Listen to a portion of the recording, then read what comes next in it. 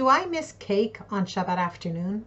This question came up this past weekend when I was spending Shabbat with very good friends of mine who we hadn't seen in a long time. And my husband and I don't eat cake on Shabbos. We do not eat sugar and flour, both of us. And so they had lots of cakes around because they do.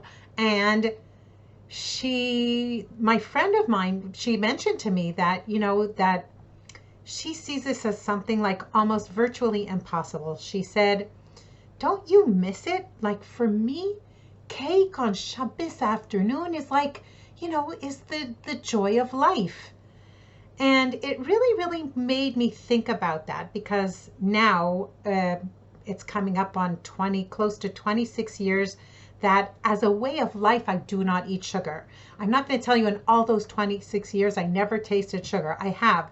But it's actually been now throughout my journey, probably I would say 10 years that I really consistently do not eat sweets or cakes or things like that. And it doesn't matter if it's Shabbat or any other day of the week.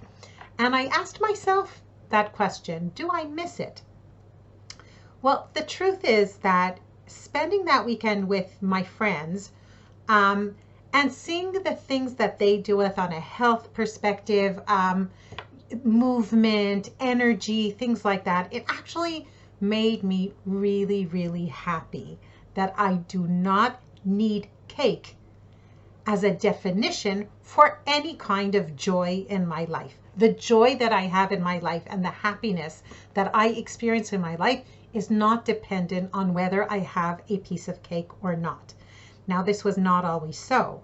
26 years ago, somebody did suggest to me that I go off sugar for a week. And I said, you go off sugar for a week. For me, it's like psychiatric hospitalization. I'll go crazy if I don't have sugar. But that was when, yes, like my feeling of well-being was completely dependent on copious amounts of cakes and candies and chips and snacks and God knows what. And I was obsessed 24/7. So I want to talk about that idea of, of joy in life. Now first of all, it's very, very important to remember, pleasure and joy are not the same thing, okay? When we eat cake, we experience pleasure. Joy and happiness are things that come not from substances. Those are the things that are on a spiritual level. But yes, I do forego or choose to give up on that momentary pleasure of having cake on Shabbat afternoon.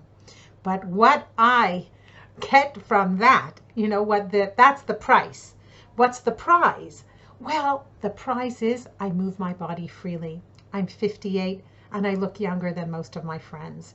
The prize is that I can sit on the floor with my grandchildren and play with them, and I have the energy to take them to the zoo and to here and to there and go to Jerusalem, where it's like a really far drive for me, and be able to be with them all afternoon and then drive home. And that I don't think about whether I'm eating cake or not eating cake, if I was a good girl or a bad girl, I broke my diet, all that chatter that used to be around food and around eating and like junk food. I'm so free of that. And it is such a wonderful feeling that, no, I do not miss cake on Shabbat afternoon. Yes, I sometimes look at cake and say, well, I'm sure that would be really delicious. I wish I could have some.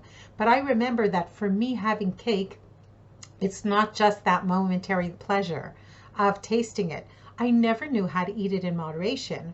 What cake meant for me, and this is what it is very important for me to remember when I see a cake and look at people enjoying a cake, is that for me, that enjoyment was very short-lived. And after that, there was a lot of suffering because I never ate the amount that I intended to. And usually it brought on more eating afterwards, and then lots of cravings, which were very hard to deal with, and really sort of made me, in a way, live life and be with my cravings and my obsessive thoughts about food alongside. Like I wasn't really present in my life.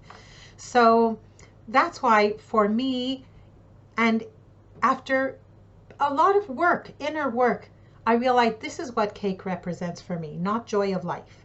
What cake represents for me is dependence, like being dependent on a substance for any feeling of survival, well-being, whatever it be. And I am so happy that I am not there anymore. Now, I didn't do this on my own. I know that I could not have done it on my own. So if you're saying, wow, I wish I could be like that, just like not miss cake because I don't need cake. Well, and you haven't been able to do that on your own. And on that Shabbat, like friends of our friends came over and they had coffee and cake too. And the guy said, like, and I happen to know that he's post-bariatric surgery. And he said, and I said, we don't eat sugar and flour. And he said, oh, I tried to do that. I wasn't able. It is not an easy thing for many people to do on their own. But people who get help, get professional help, actually, yes, it is a possible thing to do. And it actually brings a much, much better life. So I do not miss feeling enslaved to cake. I do not miss the way I felt after I overate cake. I do not miss thinking about cake 24/7. If I ate the cake, if I didn't eat the cake, if I had enough, if I had too much, if maybe I'll eat today and then I won't eat tomorrow, blah, blah, blah, blah. I really, really don't miss that. And because I am so free of that, well, that momentary pleasure of the taste of the cake, I'm willing to give that up in order to have so many better things in my life. As a Jewish religious woman, that's not always easy because there is a certain social engagement that maybe I'm missing out on. And I realize that. But like they say, there's no free lunch. Everything has a price and it has the prize.